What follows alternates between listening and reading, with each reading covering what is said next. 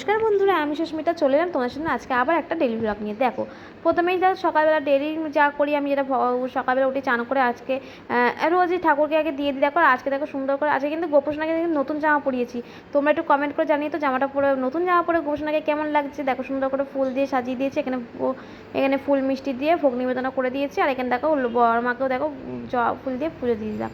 সমস্ত ঠাকুরকে পুজো দেওয়ার পর চলে এলাম রান্না করতে। এই দেখো এখানে মোচা আজকে করবো, মোচা আরও অনেক কিছু করবো। তা এখন তোমরা তার জন্য স্কিপ না করে পুরো ভিডিওটা দেখো। আশা করি তোমাদের খুব ভালো লাগবে। আর ভালো লাগলে লাইক কমেন্ট শেয়ার করে দিও। আর যারা আমার চ্যানেলটা নতুন দেখছো তারা প্লিজ বন্ধুরা সাবস্ক্রাইব করে দিও। আর যদি ফেসবুক পেজ থেকে দেখে থাকো, ফেসবুক পেজটা প্লিজ বন্ধুরা ফলো করে দিও, সাপোর্ট করো, ভালোবাসা দিও, যেন আমি আরও দূর এগিয়ে যেতে পারি। দেখো আর প্রচুর প্রচুর শেয়ার করে দিও।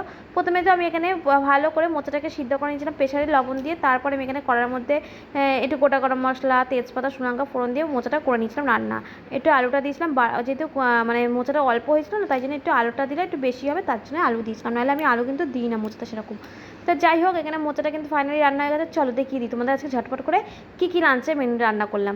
প্রথমে ছিল দেখো মোচাটা তো আমার ভীষণ ফেভারিট। তোমাদের কাকার এই রেসিপিটা ফেভারিট অবশ্যই কমেন্ট করে জানিও।